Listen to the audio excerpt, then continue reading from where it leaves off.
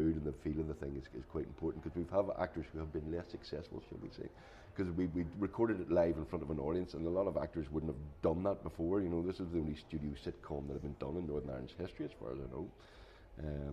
Sitcom in that way, and we were the first people to do it. And because we had the experience of doing a lot of stuff in theatre together, we had no egos, there was no issues, there was nobody getting paid more than anybody else. We were all in it together, so it was a nice family feel to it that I think came across, and we were having a ball as well, and I think that comes across. We were enjoying ourselves. Brilliant.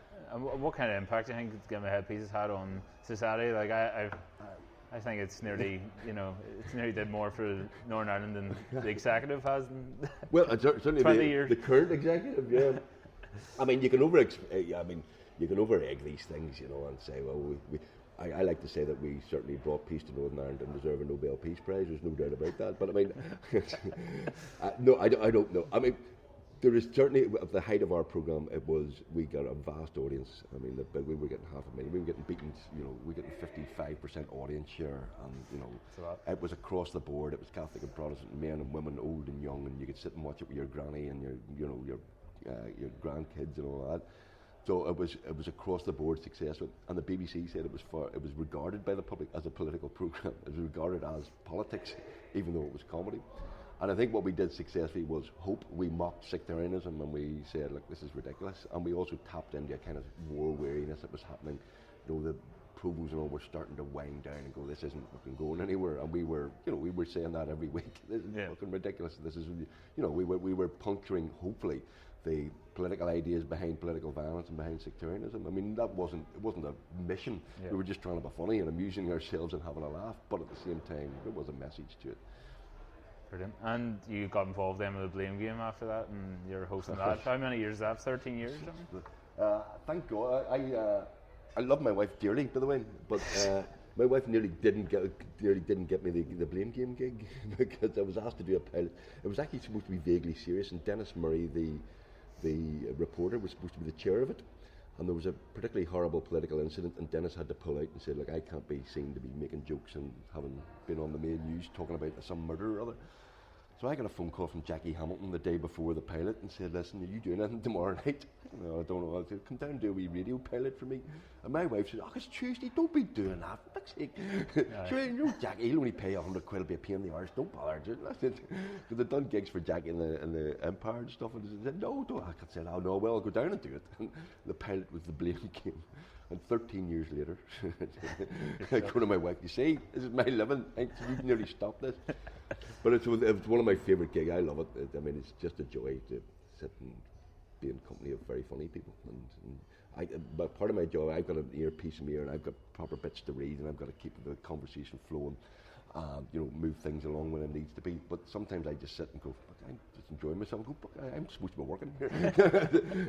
It is a joy. If you ever get to come down and see it being made as well, we record about an hour and a quarter, an hour and a half, and they take the best half hour out of that. They take all the rude bits and the libelous bits out of it.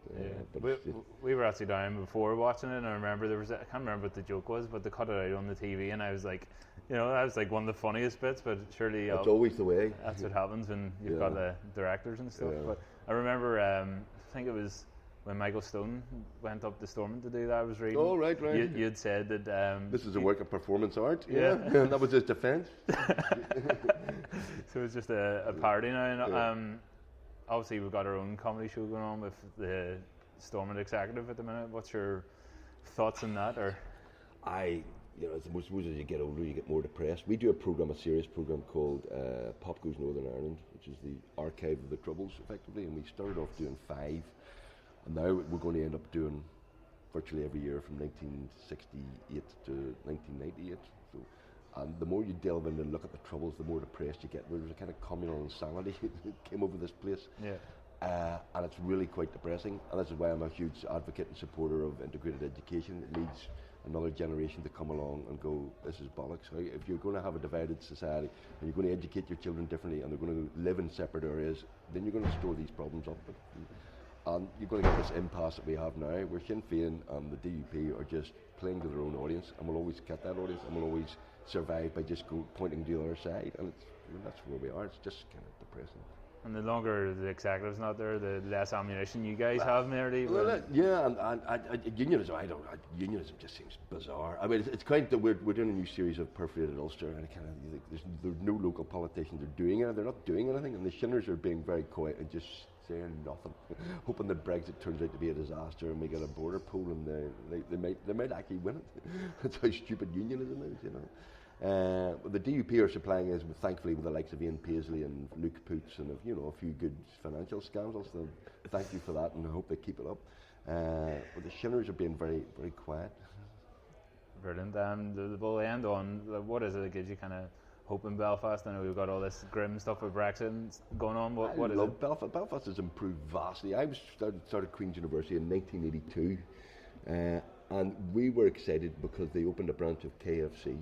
There was one restaurant on Great Victoria Street called Chio's, run by a dodgy Italian man who used to swipe credit cards off people, and the food was awful. And that was the only restaurant in Belfast. And then we had KFC opened in 1982, and we were students going, "This is it. We've arrived. This is a sophisticated city."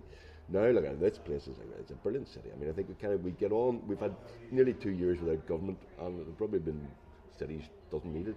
We don't need them. Get rid of them. Go with the Belgian model, just don't have a government. Brilliant. Thanks a lot.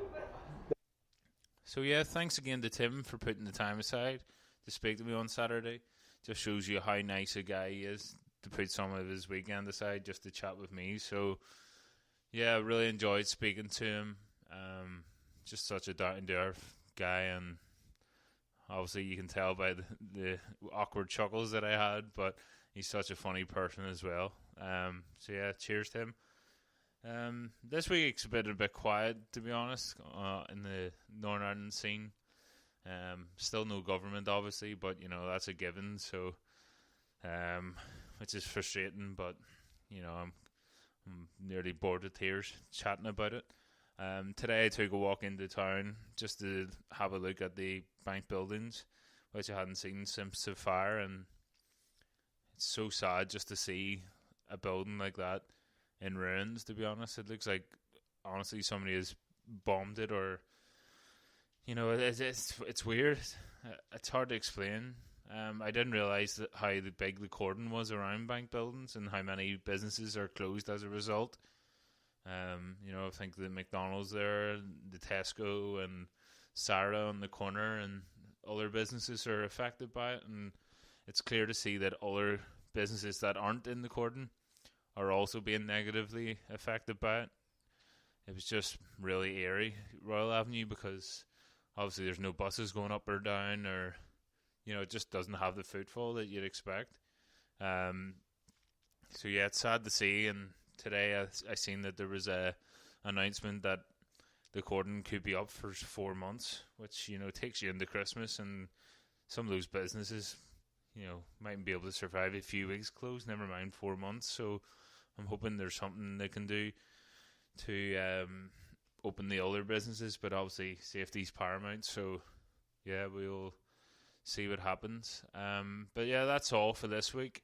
Again, any recommendations that you have, please do send them across, and I'll follow up on them. I do want to speak to a lot of different people, and I've been trying my best to diversify the people I spoke to so far. So yeah, do give me a shout, and as always, check us out on Facebook, Twitter, Instagram, and leave us a review on whatever podcast app or platform that you use. It really is appreciated.